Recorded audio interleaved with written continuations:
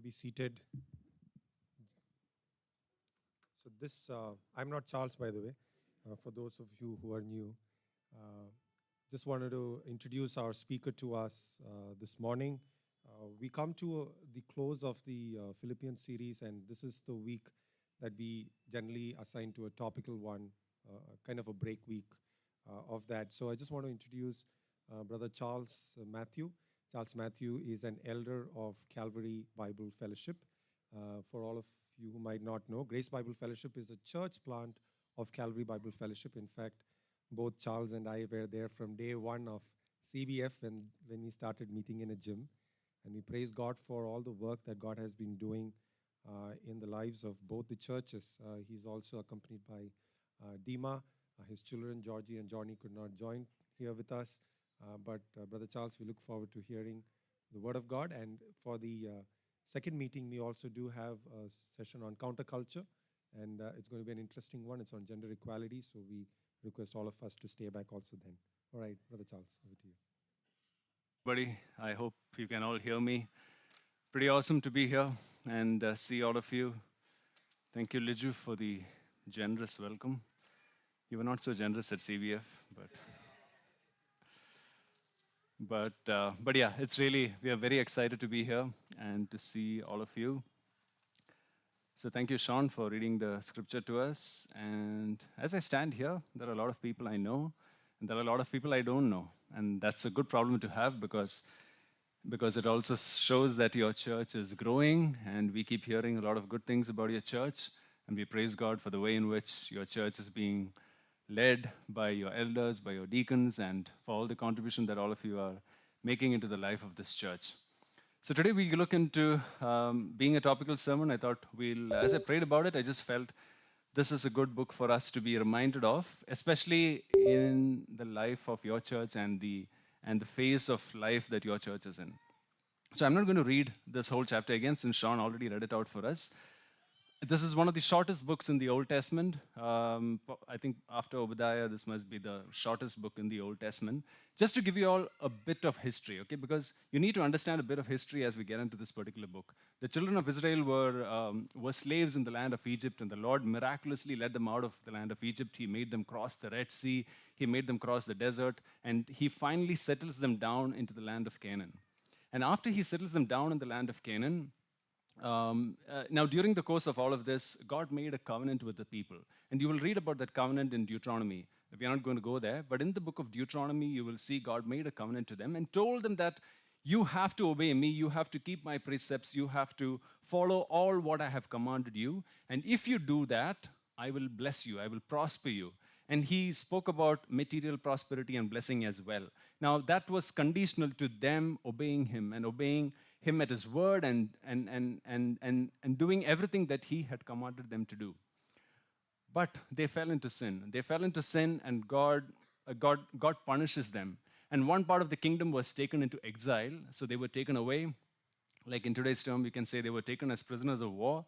And one part of the kingdom went to Assyria, and the southern part of the kingdom went to Babylon. Now, the people were pretty upset about leaving their land and going into these foreign countries because they had to leave their culture, they had to leave their land, and they had to leave their temple, which they had closely associated with. And the temple of God was central to their religious life and, in a way, to their social life as well. Now, the people go for exile, and they were there for about 70 years. Now, 70 years was drawing to a close. Now, earlier, God had used another prophet. He had used a prophet called Jeremiah to tell them that they're going to be there for about 70 years. So the people knew that 70 years was about to get over, and the people begin to come back to the land at the end of these 70 years. God uses another pagan king called Cyrus to get these people back to their land. So the people come back in phases. Now, the people come back in phases, and again, you read this history in Ezra. In the first couple of chapters, you read this history. It's fascinating piece of history. The people come back to their land, and they are all excited to build the temple of God. And in Ezra, it says that even before the work on the temple started, they began to bring sacrifices, and then later we find that the foundation of the temple was laid, and people were so excited that in Ezra, it says that some of them were weeping in joy, some of them were shouting in joy, and people didn't know whether they were weeping or shouting. So that's the level of excitement that was there. But after the foundation of the temple was laid, there was some opposition that crept in, and the people decided to take a break from the construction of the temple. Okay, so the temple, they took a pause. So they thought maybe let the opposition get over. They took a pause. 1 year went by, 2 year went by, 3 years went by. It is said that about 14 years went by, and the temple just remained the way it was, which means only the foundation was laid, and the people got busy with their lives. And in a way, if you look at it, you can't blame them because they're coming back into a new land. Many of them would have been born in those 70 years in the land of Babylon. They come back to their land, and they need to till the soil, they need to grow crops, they need to raise kids. Some of them might have, they would have wanted to find jobs. They really got busy with their own lives while the temple just remained the way it is, okay? And that's when God sends this prophet called Haggai. He works with another prophet called Zechariah, so they were like a tag team. And that's the context in which, you have to read the book of Haggai. And in Haggai chapter 2, what it says, what he says is, this is what the Lord Almighty says. These people say the time has not yet come to rebuild the Lord's house. So these are not people who say that we don't need the temple of God, because the temple was very, very critical to them. But they say that the time has not yet come, which means what? Oh, we have time, right? It's okay, we have time. But this, it's okay and we have time, has been going on for 14 years, and the temple is still lying at the foundation level, okay? And then as we move on, this is a very interesting verse. Then it says, the word of the Lord, verse 3, it says, the word of the Lord came through the prophet Haggai. Is it a time for you yourselves to be living in your paneled houses while this house remains a ruin? Now, I don't know what exactly paneled houses mean, but it certainly is, I think, a category of home that is pretty good.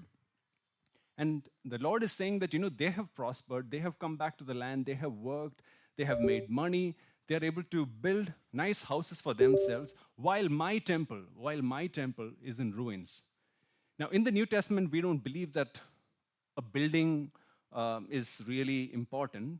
But in the Old Testament, we find that the Spirit of God, or God's special presence, dwelt in the house of the Lord. And that we find when Solomon built his old temple, and we find when they had the tent of the tabernacle. So God's special presence dwelt in the temple of God. And he says, you have built your own homes, whereas I don't have a home. My house is in ruins. And the Lord challenges the people through prophet Haggai. And then we come to this verse, which is in verse 5. It says, give careful thought to your ways. In some of your translations, it says, consider your ways. God is telling people, just consider your ways, guys. Think about it. And these people, so if you look at it, these people are not saying we don't need the temple. These people are not, in a way, people who have gone off from their faith. In fact, people say that while they were in exile, they really wanted to rededicate and commit their life to the Lord. But they came back and got busy. And it says, and God is telling them that give careful thought or consider your ways. What have you done? And God is giving them some signs. He frustrates their prosperity, yet they are not able to get the message that they have strayed away from God's plan. Okay, and then I'm just moving a little fast because we don't have much time. And then once we come to verse 8, it says, go up to the mountains. So God is telling them that you go up to the mountains and bring down timber and build my house so that I may take pleasure in it and be honored. So God is telling people, enough of the wait. Okay, roll up your sleeves, pull up your socks, go and get the material and build the temple of God so that I may take pleasure in it and be honored. Okay, and then we move on a couple of verses and we come to verse 9, and what he says is,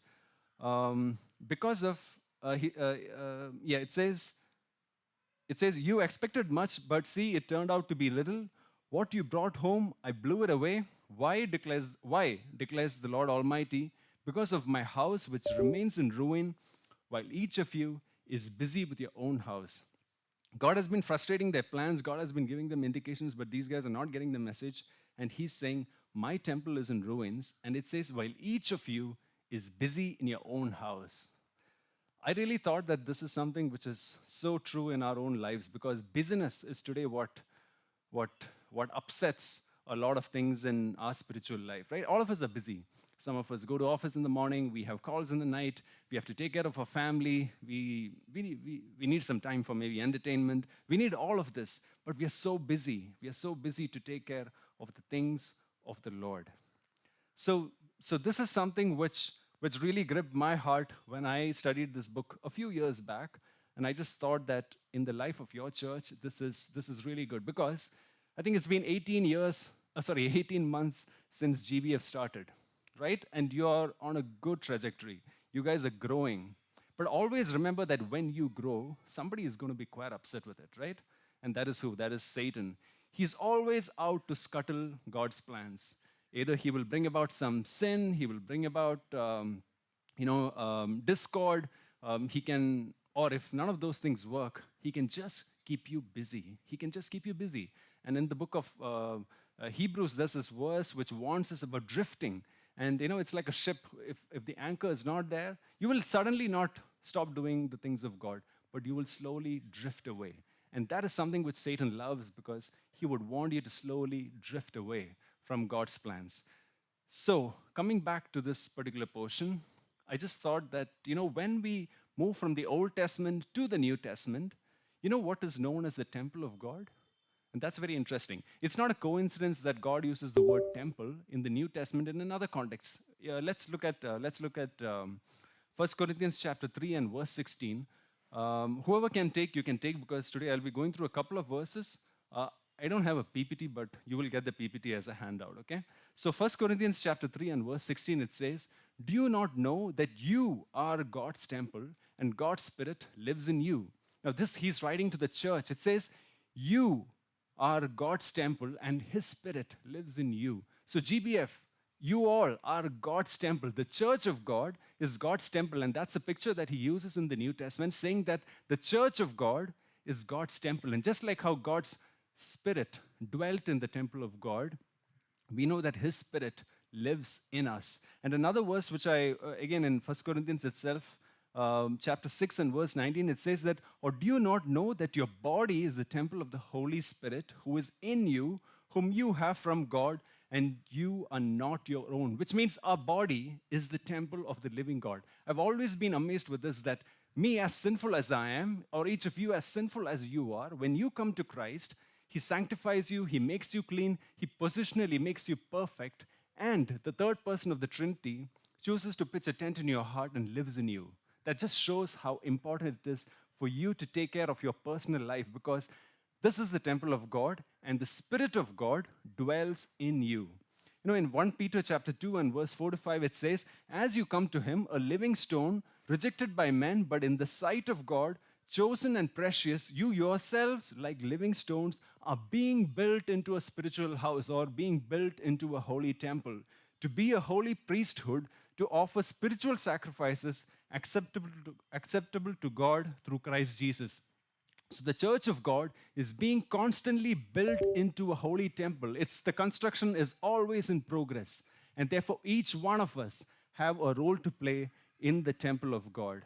Again, I just want to look at 2 Corinthians chapter 6 and verse 16. It says, "And what mutual agreement does the temple of God have with idols? For we are the temple of the living God." Again, he says that we, all of us, this church of God, is the temple of the living God. And God says, "I will live in them and will walk among them, and I will be their God, and they will be my people."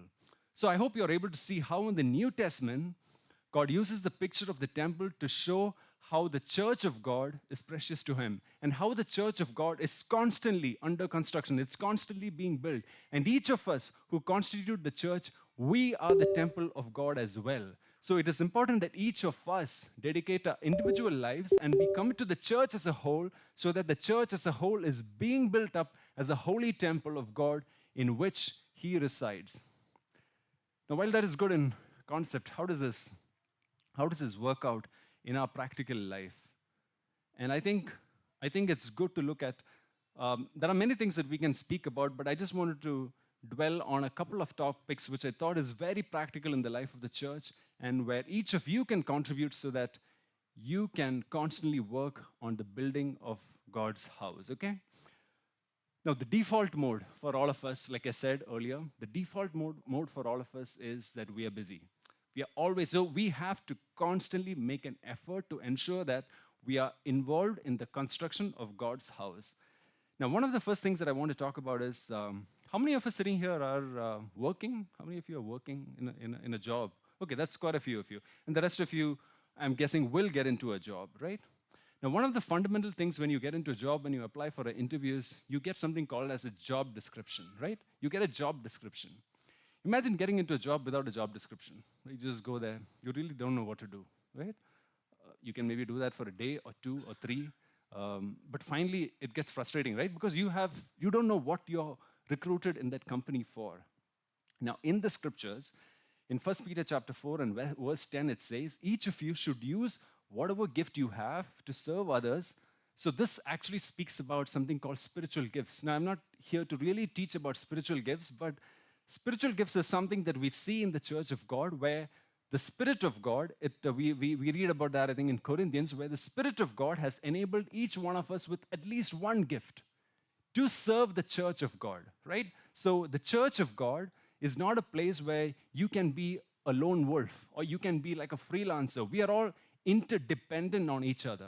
There's nothing called independence in the church of God, right? It's like a football team. You can't, maybe cricket is, sorry, cricket fans, but maybe cricket is a little more individual sport. But in football, everybody comes together and plays. So, if some of you in college, you would have studied economics. In economics, one of the fundamental principles is called demand and supply, right? If you have a demand that is supplied through someone else, someone's demand is a need for somebody else, is actually an opportunity for somebody else to supply that need. That's exactly how it works in the church of God. If you have a gift, that gift is to be deployed in the church of God to equip someone else or to enable someone else to live their life as a better Christian. And this is something which is so important. And this is something which, I can talk about my own life.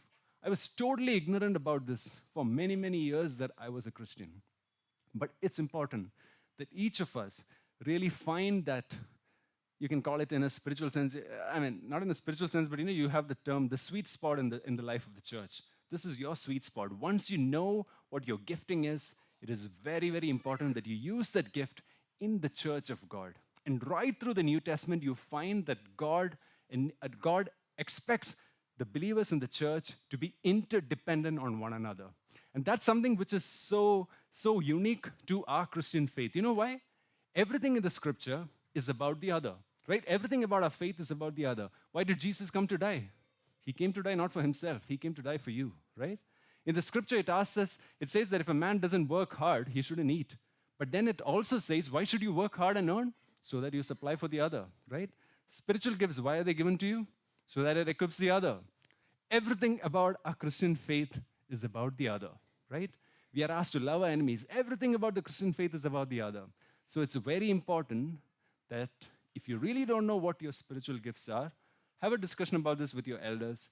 I'm sure they will help you to understand what your gift is, which you can leverage and contribute back into this church so that each of you grow together and you build this temple which God expects you to build. Okay? So that's your spiritual job description as you live out your life in this church. So this is one building block. Another building block which I would like to talk about is about encouragement. It's such a simple thing. What is encouragement? I mean, it sounds like a very simple thing. But there are so many verses in the scriptures which ask believers to encourage one another. And the biblical encouragement, you can bring this picture of somebody who's carrying a heavy load and the other person coming alongside to help carry that load. That's the picture that the Bible illustrates, okay? And there are many verses which ask Christians or which exhorts Christians to encourage one another. Hebrews chapter 3 and verse 13 says, encourage one another daily, right? Daily, not once a year, daily. Because in Ephesians, when you guys studied Ephesians, you would have remembered this verse which says that we don't battle against flesh and blood, but against principalities and powers. The principalities and powers are always trying to discourage us. You will face discouragement in your personal life, in your married life, in your church life. There's discouragement all around us. And again, that interdependence we spoke about, God expects you to encourage one another in their spiritual walk so that all of us together as a church can be built in the faith. Hebrews 10, verse 24 and 26 says, spur one another, encourage one another. You have to spur one another, right? There's another verse which says that, like iron sharpens iron, we are all meant to be there for each other. And encouragement plays an important role in the life of this church. In Romans 15, it says that each of us please his neighbor for his good to build him up. Again, so there are in your notes, you will find there are all these verses which are lined up, which is actually exhorting us right through the Old Testament. It is asking us to encourage and build one another up. In Thessalonians, this is verse Thessalonians 5 and 11, it says, encourage one another and build one another up. Again, look at that, right? It is so very important that you encourage one another. There's this amazing character in the Bible. He's known as the son of encouragement, and he's known as Barnabas. Many of you would know him. What I love about Barnabas is, there's not so much of ink which was spent in the New Testament writing about Barnabas as much as it is written about Paul, right? Paul, maybe after Jesus Christ, the man who impacted Christianity the most and who wrote most of our New Testament. But you know what? When Paul had come to the faith, when the church of God then had doubts on who Paul is, it is Barnabas who saw that this man has potential. And it is Barnabas who actually encouraged Paul. And look what became of Paul, right? He went on to become a mighty apostle. But Barnabas may not be as known as Paul, but Barnabas played a very crucial role in encouraging Paul. And eventually, we know what happened in the life of Paul and how he impacted the world. So you and I have this role to encourage one another. And sometimes, even your elders, they would need encouragement as well. So you should make it a habit to talk to your elders and maybe check how they are doing. Don't ever think that your elders are like super fine and they have everything that they require to keep going. Sometimes elders can get very discouraged as well, and you should encourage them too, as much as you encourage one another. And we'll talk a bit about hospitality, but I want to encourage the singles as well, right? I really believe in peer-to-peer encouragement. As much as maybe elders can encourage some people, those of you who are singles, if you have walked that same walk which the other person is walking, and you have done well, it's a great opportunity for you to encourage the other as well, so that the two of you can spur one another up and encourage that person in their walk with the Lord. And churches which have this culture of encouragement are churches which continue to get built, in the will of the Lord. This great God's servant, F.B. Meyer, said, if I had my life to live over, I would spend more time encouraging one another, right? It's a very, very important building block. The next point, I know we are running out of time. The next point which I want to talk about is found in 1 Peter chapter 4 and verse 9. It says, show hospitality without grumbling, okay? Romans chapter 12 and verse 13 says, share with the Lord's people who are in need, right? Share with the Lord's people who are in need. Now, this is again, I think, a very understated fact in the life of many churches. I'm not saying that it's not practiced here in this church. I'm sure many of you are doing it well, but just for you to know, just like how we spoke about encouragement, hospitality is so very important because, outside the boundaries of a church, or the physical boundary of a church, sometimes, over a meal, you would notice that you're able to talk to people better. They're able to really share their lives with you. And it's incredible, again, how much of Scripture is devoted to talk about hospitality in the Scriptures. Again, one amazing couple that you find in the Scripture is this couple called Aquila and Priscilla. Aquila, by the way, is a guy. It sounds like a lady's name, but Aquila and Priscilla, and they're truly role models when it comes to hospitality. The amount of investment they made in the life of Paul is absolutely fascinating. They became two of Paul's most valued associates. In the Scripture, it says that they risked their necks. Paul says that they risked their necks for my life, because those days Christianity was not a popular faith, right? The Jews saw Christians as maybe heretics. The Romans saw them as pretty wild guys. They wanted to kill them. So Aquila and Priscilla, they actually risked their lives to take care of Paul. And they even hosted the church in their house. And that's what we read in the scriptures. In Acts chapter 18, 1 to 4, it talks about them. In Acts chapter 18, verse 24 and 26, talks about them. And in Acts chapter 18, it says he began to speak boldly in the synagogue. But this speaks about another person called Apollos, who they were discipling. And Apollos was a very enthusiastic new believer.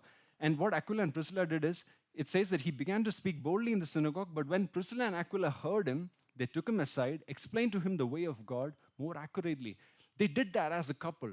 As a family, they opened their homes to ensure that other people are being built up in the faith, right? And sometimes when we talk about mothers, we often underestimate the role that mothers play in the life of children. And the care and the nurture that mothers often provide is what makes great children. There's that saying, right? The hand that rocks the cradle rules the world. Oftentimes, hospitality is like that. Right? The conversations that you have in your home go a long way in building the life of believers. Hospitality brings about encouragement. Hospitality enables people to share their lives. And I would really request all of you sitting here, to consider this if you haven't got onto this part already. Now, another thing which I also want to, having seen this being played out in our churches, I just want to also be careful in saying this, right? When you practice hospitality, you don't need to compare yourself with anyone else.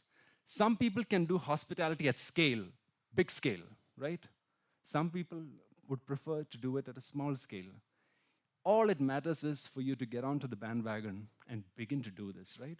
Because it's a very, very important thing in the life of a church. You can look at it this way. And don't be bothered about what you will serve, the space that you have. Don't be bothered about all of that. If you have space in your heart, you will find a space in your house, right? So just be reminded of that, because it's a great way to encourage one another. And singles, you guys also should, maybe you guys can be hospitable to the families, right? And that's a good way as well. And if everybody does this, you will notice that the bonds within the church grow stronger, and you will continue to be built as a temple of God.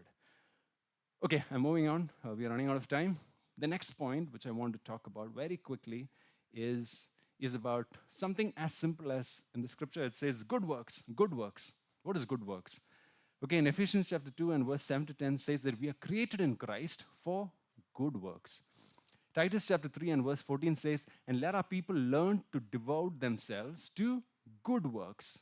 Hebrews 13 and verse 16 says, do not neglect to do what is good. What is this good works? Sometimes, there are, when it comes to spiritual gifts and all of that, in our kind of churches, sometimes we glorify people who preach. We think, oh, these guys are the dudes, right? The best of the cream of the lot. But I always believe that, when we get to heaven, many a times we might find that maybe an elderly Amachi who spent a lot of her life sitting in a corner and praying for the church, she would have much more reward than the guys who stood here and preached, right? So good works can mean anything which help impact people in the life of this church. It could be the guys who set this up, right? Sometimes we feel that our setup teams we don't give them enough appreciation. I'm not saying you don't in this church, but I'm just saying generally, right? The people who wash the plates, the people who do a lot of the people behind the tech, the people who do a lot of things at the back end.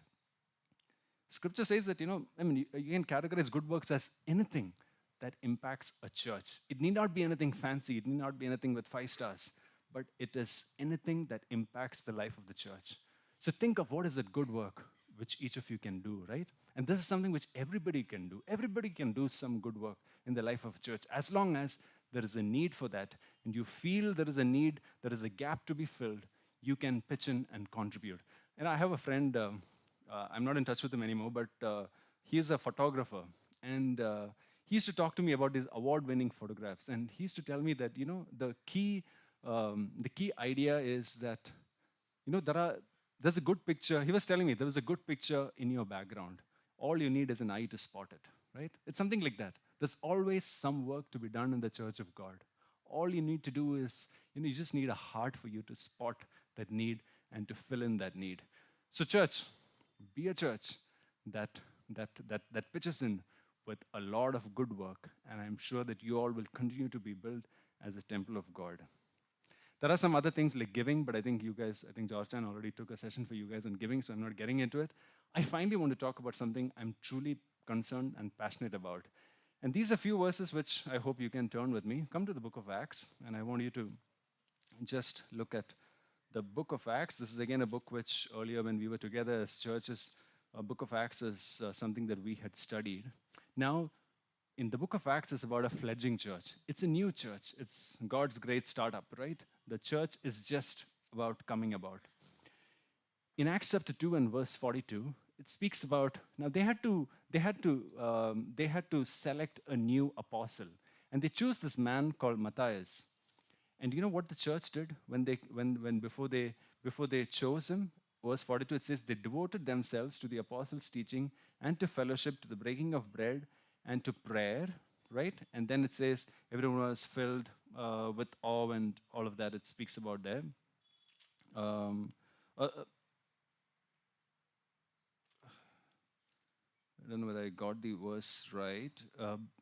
Sorry, it's in chapter 1. Chapter 1 and verse 24. It says, then they prayed, Lord, know everyone's heart, show us which of these two you have chosen. So the church came together to pray when they picked Matthias as an apostle. So we find people of God coming together to pray, okay?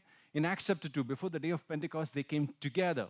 While it's not specifically written that they prayed, but you can safely assume that the people came together to pray. In Acts chapter 4 and verse 31, persecution breaks out.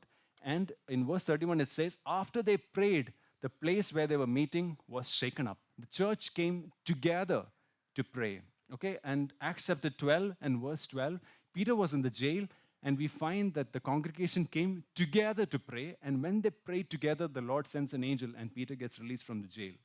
And then finally, in Acts chapter 13, before Paul goes on his missionary journey, we find that the church came together to pray.